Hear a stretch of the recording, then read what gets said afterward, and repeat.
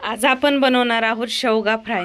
शेवग्याची आमटी, शेवग्याची रस्याची भाजी, तांबड्या तिखटातली, काळ्या तिखटातली, शेवग्याचं वरण, शेवग्याचं सांबर. अशा रेसिपी तुम्ही खूप खाल्ल्या असतील, पण तुम्ही शेवगा फ्राय खाल्लाय का? हा शेवगा फ्राय ना दिसायला जितका सुंदर दिसतोय ना, त्याच्यापेक्षाही डबल खायला खूप भारी लागतो.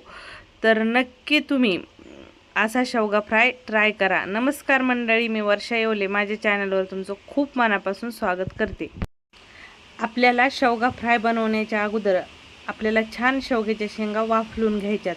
बघा, ह्या शेवग्याच्या शेंगा वाफलताना आपल्याला कुकरचा थोडाही वापर करायचा नाही. तर इथं अर्धा किलो शेवग्याच्या शेंगा घेतलेल्या आहेत. छान याचे पीस कट केलेत. लहान मोठे पीस तुम्हाला कसे हवेत ते तुमच्या हिशोबाने तुम्ही कट करू शकता. थोडीशी साल काढले, मागचा पुढचा शेंगाचा हिस्सा काढून घेतला. शेंगा स्वच्छ धुतल्या आणि 2 ग्लास पाण्यामध्ये वाफलायला ह्या शेंगा ठेवल्या आहेत. आता शेंगा सिंपल प्लेन पाण्यामध्ये वाफलायच्या नाही. शेंगा वाफलताना तुम्हाला ही गोष्ट फॉलो करायची आहे, म्हणजे जो शेवगा फ्राय बनणार आहे ना, तो खायला खूप टेस्टी लागतो. तर शेंगा वाफलताना आपल्याला याच्यामध्ये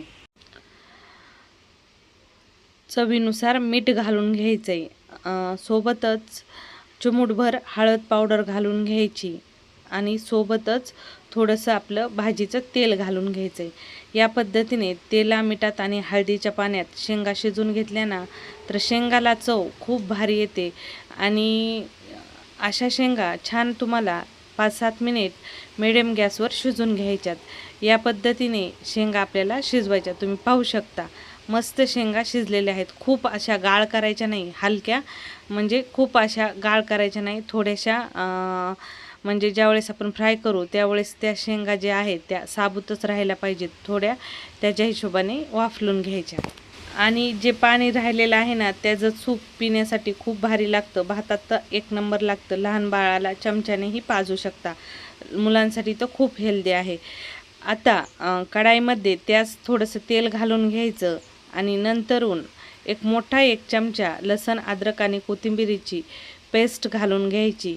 सोबतच याच्या ज्या आपण शेंगा वाफलून घेतलेल्या होत्या त्या शेंगा घालून घ्यायच्या.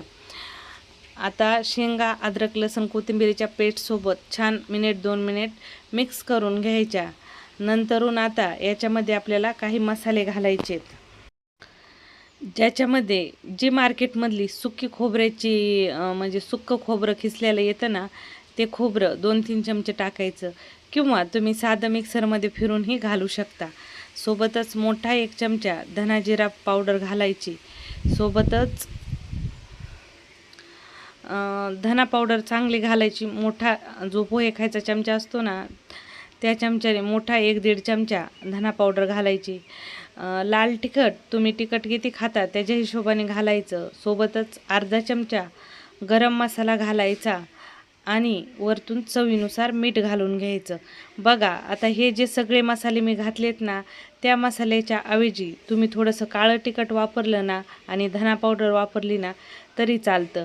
आणि सोबतच छान एक मूठ भरून बेसन पीठ याच्यावर शिंपडून द्यायचं. तुम्ही पाहू शकता कशा पद्धतीने शिंपडून दिलेला आहे.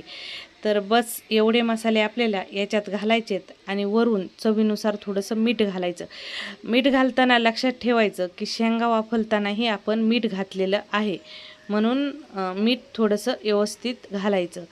छान मिडियम गॅसवर 5-6 मिनिट ह्या शेंगा फ्राय करून घ्यायच्या. जोपर्यंत बेसन वगैरे छान शेंगाला चिटकत नाही आणि भाजत नाही तोपर्यंत छान शेंगा फ्राय करून घ्यायच्या. गॅस मध्यमच ठेवायचा, मध्यम गॅसवरच शेंगा फ्राय करायच्या. खूप मस्त अगदी 5 मिनिटात ह्या शेंगा फ्राय होतात. तुम्ही पाहू शकता कलर टेक्स्चर किती भारी आले. तुम्हाला वाटलंच की तेल कमी पडलंय तर वरतून थोडंसं तेल घालू शकता, पण मस्त तुम्ही पाहू शकता किती भारी इथं ह्या शेंगा तयार झालेल्या आहेत. आणि ह्या शेंगा वरण भातासोबत तोंडी लावायला तर एक नंबर लागतात. टिफिनलाही भारीत, पण वरण भातासोबत तर भारीच लागतात. आणि नुसत्या अशा जरी खाल्ल्या ना तरीही एक नंबर लागतात. मस्त आपल्या इथं फ्राय केलेल्या शेवग्याच्या शेंगा तयार आहेत. वरतून कोथिंबीर टाकून घ्या आणि गरम गरम वरण भाताला तोंडी लावायला किंवा डायरेक्ट अशाच लिंबू पिळून खायला नक्की ट्राय करा. एक नंबर लागतात. रेसिपी कशी वाटली कमेंटमध्ये सांगायला विसरू नका. रेसिपी आवडली तर लाईक शेअर नक्की करा. तुम्ही अशा शेंगा याआधी कधी बनवल्या होत्या का कमेंटमध्ये नक्की सांगा. चला मग परत भेटू अशा नवीन रेसिपीसोबत. तोपर्यंत नमस्कार.